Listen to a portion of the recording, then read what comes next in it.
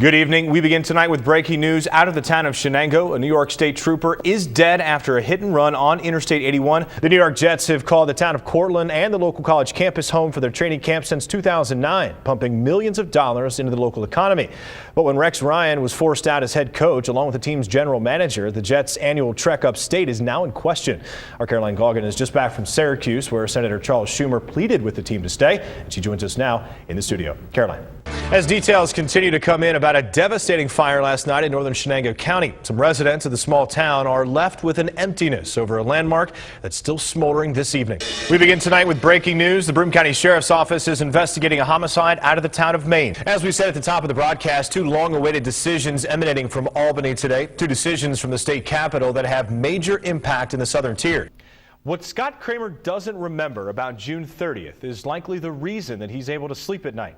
It's the opposite for his mother, Ruth, whose vivid recollection of that summer Friday likely keeps her awake, and her caring arms around her son perhaps a little tighter these days. Two Vestal police officers used excessive force when they shot a suspected robber 5 times in 2011. That's according to a federal lawsuit filed late last month by the victim. Today was a shift change of sorts for crews from the southern tier. Earlier this afternoon, Conklin and Union Center, they took off, headed back for the Binghamton area. That left room for crews from Coconut Center and also crews from Prospect Terrace, who we follow tonight.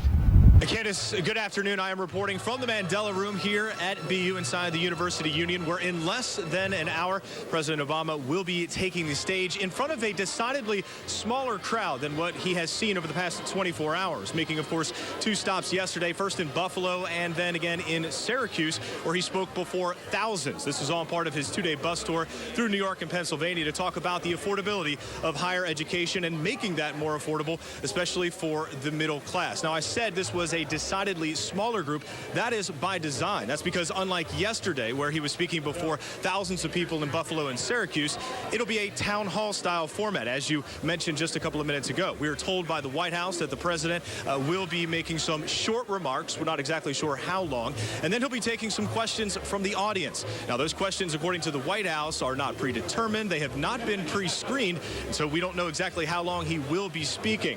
We will be carrying that, of course, live, and we're going to be talking a little bit more about this. As you mentioned, Candace, at the conclusion of the president's speech, we're going to be hearing from various dignitaries and other elected officials locally about their reaction to this speech. For now, we are live in Vestal. We're going to toss it back to you, Dave Greber, WBNG TV, Action News. Merry Christmas. Same to you, buddy. How long were we going to go before we mentioned that? I don't know. I wish I could show you the back, though. It's got. You can. It's got. I don't know. Why not? Can we see there it? you go. I don't know if we can see that. Yeah, it's got an elf and a. That is absolutely hideous. It is. I mean, I get the idea. And the best part about this is he has a matching one, and one that we were talking about last night, possibly that I was going to wear. Yeah. It wouldn't have fit, but you did make these by yourself. Spent about 3-4 hours. My wife and I made these a couple years back for an ugly sweater wine tour, and well. There you have it. It's good to know also that alcohol was involved. No. We didn't make them on the wine tour. We made them for the wine tour. Okay, I just wanted to make sure. Thanks for clarifying. You'd think, though, looking like this, that there was some wine involved. They're meaty, they're juicy. The barbecue sauce, perfect. Just the right amount of sort of sweet smokiness. Really, really good ribs. I'm nervous about this. Do we cheers? I think we're psyching ourselves out. Do you? Because I'm not good with this stuff. Those things are just flat out hot. My cheeks are tingling all the way up to my ears. My nose is running. My eyes are watering. This was a great idea. Yeah, you can't concentrate on anything else. And it hurts when you breathe. Mr. Miyagi, you were not with those. Could you imagine you catching a fly? That wasn't bad. That was completely backwards, but not bad.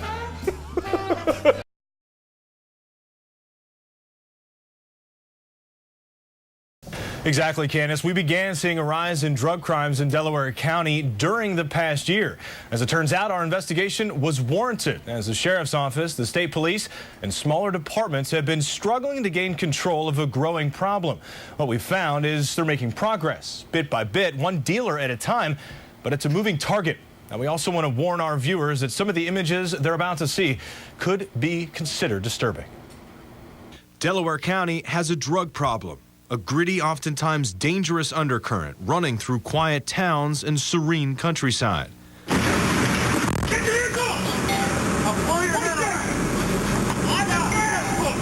And it's costing resources and constant attention of law enforcement, who teeter daily on winning and losing the battle. We're doing everything that we can do. We're working night and day. It's a prolific problem. It's something like we haven't seen. You know, I'm a fourth-generation Delaware County resident. I've never seen problems such as these. The drug of choice is prescription, like the lucrative Oxycontin or oxycodone, or an addiction rooted in it, like the cheaply made and cheaply sold heroin. What began as occasional small-time crime for mostly small-town cops and deputies has grown into a daily drug-fed routine for a law enforcement community that's been forced to grow increasingly sophisticated. And the results are staggering. Get out of the car! Get out of the car! Get out! Get out of your car! Put your hands up! Get out! Get out! Get out!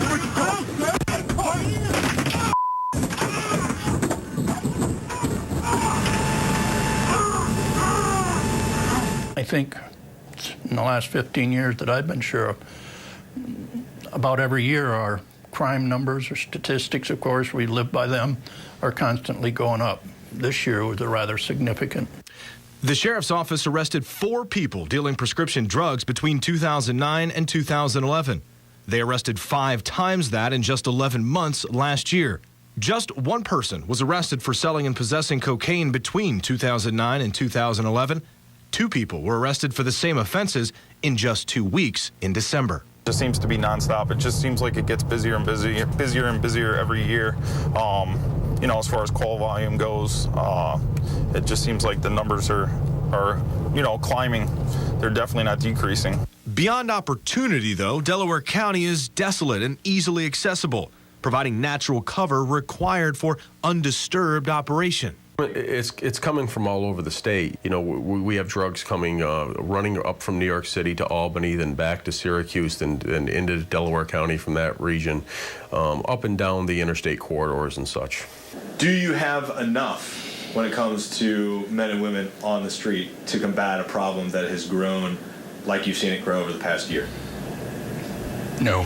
In the past year, hundreds of bags of heroin have been sold to undercover deputies from the pockets of pushers.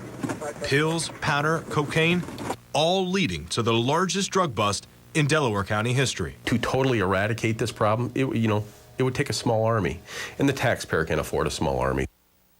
Now, one note on that story, the identities of the suspects in those videos are being concealed because their criminal cases are still pending. Now, coming up tomorrow, we dig deeper into the arrest of the man that you just saw, Jason Wilsey, who investigators say was supplying powerful drugs to one of the largest drug rings in recent history in the Southern Tier and in Central New York. Again, that's coming up Wednesday on Action News at 6. Erica, today was a shift change of sorts for crews from the Southern Tier. Earlier this afternoon, Conklin and Union Center, they took off, headed back for the Binghamton area. That left room for crews from Coconut Center and also crews from Prospect Terrace, who we follow tonight. Members of the Prospect Terrace Volunteer Fire Department didn't know exactly what to expect as they made their way south toward the remnants of one of the worst natural disasters in history, to join thousands of emergency responders, including dozens from several departments in Broome and Delaware counties, further and further down debris-lined streets. It was definitely incredible. I mean, it reminds us a lot of what happened back home, obviously. But you know, you see it on TV and you can watch it on TV, but when you see it in person and you see the lines at the gas stations and all of that, the feeling in the cab as we were driving into the island was definitely shock. Members from Conklin and Union Center were headed home, having fulfilled their 72-hour volunteer duty. That left room for other crews like Prospect Terrace, who will fill 72 hours in a similar fashion. Luckily, in the fire service, with the camaraderie of the guys, no matter where they're from, there's never a dull moment. How was the incident that we had just now? Oh, it wasn't that bad. Talking, laughing, waiting, all in between occasional emergency runs. Like those who came and left before them this week, the Prospect Terrace crew will be expected to perform the same duties they do in familiar Broome County, except they'll do it in a foreign city, in complete darkness, and surrounded by utter destruction. You're comfortable in your own land, and when you get out of that element, it's a lot different. The perspective is different. You're not familiar with the area. It's tough in the daytime and a lot tougher in the dark. But there's no pity here. Instead, only gratitude. All the guys in the department were excited to come down and lend a hand, give back a little bit for the help we received back in September. And it's a tremendous opportunity as firefighters at home to come down here and give these people down here a little bit more comfort. We know what it was like back home, so it was a pretty easy decision to make. Now, Erica, it certainly was a lot of hurry up and waiting over the past couple of days, both for the fire crews and also for us, but that is the nature of the fire services. Also, one more thing, I talked for the past couple of days about just how welcoming the crews here have been to the crews of the Southern Tier. They have been just as welcoming for us, and that is something that we want to extend a sincere thank you to everyone who we've interacted with. Heading home tomorrow, but for now, reporting live from Long Beach, Dave Greber, WBNG TV. Action News. Sometimes public officials, the people you elect into office, choose not to speak, even about topics that affect their constituents. Turns out there's plenty to be said in the borough of Montrose. Not in public, though, but in a string of emails among its council. Ugly words about a simple issue that seemingly divided the small town. Now, Montrose council members refuse to speak publicly, but the conversations they have with each other speak volumes. It began here with an unexpected walkout of a meeting, and tensions mounted to this. You pushing me? Nope. A local reporter shoved in the parking lot, all because of this, a 2.5-foot tall water spigot along a quiet street in the borough of Montrose. It's a private water source owned and paid for by Craig Stevens, who is not from the borough but a neighboring township. That fact has riled members of the borough council who have grown frustrated privately because Stevens is taking the water 6.5 miles away and providing it to residents in Dimmick Township who have long claimed a water supply that's been tainted by natural gas drilling. But the donations, according to Stevens, haven't come easy. It took one day after it was put in to get for my driver to start getting verbally harassed. I was here on the second day it was in, being verbally harassed. The third day there was people parking in front of it to block it. Council members have declined repeatedly to discuss the situation during public meetings or over the phone. I don't make comments to news reporters. Why is that? Most didn't return repeated calls, but an Action News investigation found they've said plenty during virtual conversations with one another. In a lengthy response from Councilman and attorney Sean Granahan to the newly elected Julianne Skinner, Granahan refers to Stevens and others' actions as thuggery and even devilry. He calls them the Dimmick hooligans, and one woman specifically a clown. He says Stevens is pirating Montrose water, and he goes on to say that he would have had members of the council audience arrested just for showing up. He says the borough's attorney, Marianne O'Malley, is looking to restricting access to public meetings and making them unpalatable to attend, to which the borough's attorney says it's too bad that state open meetings laws allow for the use of recording devices.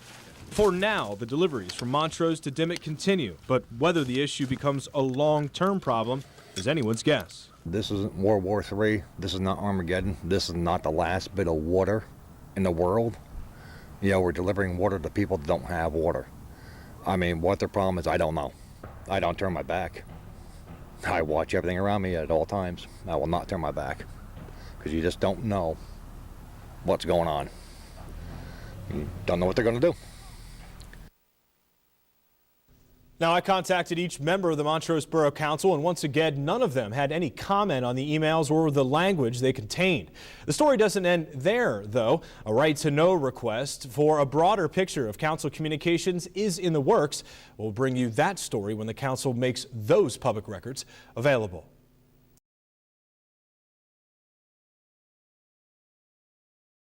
This is Action News at 5. Prosecutors focused today on a threatening Facebook message. It's the fourth day of the Nigel Saunders murder trial. We'll have the latest from Brewton County Court. And it's commonly seen this time of year, the dangers of grease fires and how first responders say you can prevent them from happening in your kitchen. Good evening, I'm Dave Greber. A month before the murder of Jordan Dordell inside his McGatt Street home, Nigel Saunders allegedly threatened the man's life through a Facebook message to his sister. It's the fourth day of the Nigel Saunders murder trial. The 26-year-old Saunders is charged with 2 counts of second-degree murder in the brutal death of the 23-year-old Dordell. Dordell's sister took the stand in Broome County Court this morning. She told the jury that in October of 2013, a month before her brother was killed, she received a Facebook message from Saunders' account. Saunders wrote that he had just been released from jail and that he was planning to harm Jordan. A friend of Saunders testified this afternoon that the night before the murder, Nigel asked him for a gun to steal money. Now, the friend did not give him a gun, but in the early morning hours of November 4th, the friend, along with 2 other people, gave Saunders and his alleged partner, 22-year-old Julian Talamontes, a ride to the corner of Oak and McGatt Streets.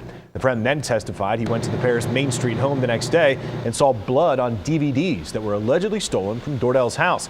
The day after Saunders was arrested, a different friend testified they went to the same house to retrieve items that Saunders had requested from jail, including money that had been hidden in the ceiling. The friend said that some of the bills had bloody fingerprints on them, which she later says she washed off. An increase in grease fires is not uncommon during the winter months. Our Julianne Pixoto joins us in the studio now to explain how to prevent and put out this common type of kitchen fire. Julianne. All right, Julianne, thanks very much. January is National Radon Action Month, when people are encouraged to test their homes for this potentially lethal gas. Radon is the second leading cause of lung cancer in the U.S., and it causes an estimated 21,000 deaths per year across the country. Radon test kits can be found pretty much in most home improvement centers and hardware stores. Winter is a perfect time to test your home because windows and doors are closed, and families tend to spend more time inside where radon can be trapped. Well, the potential for redevelopment of former industrial site in Endicott is one of 13 that are receiving money from the state. The funding comes as part of an $8.4 million program through the Department of Environmental Conservation to redevelop brownfield sites across the state. Brownfield is considered a former industrial or commercial site that could contain some levels of contamination, but could be reused once it's clean. Broome County was awarded nearly $60,000 for its site at 312 Maple Street in Endicott, and that's the location that you're seeing on your screen now. Cleanup is underway in Skaneateles after pipes burst at a restaurant owned by Adam Weitzman. Weitzman spent millions of dollars renovating and reopening the historical Krebs restaurant. Samantha German has more. Again, that was Samantha German of CNY Central reporting from Skaneateles on that story. Well, 2014 turned out to be a very good year for job seekers as employers added more workers than any year since 1999. CBS's Craig Boswell is in Washington, D.C. with the latest employment numbers. Economists say falling gas prices will allow consumers to spend more money, which should lead to more job creation in 2015.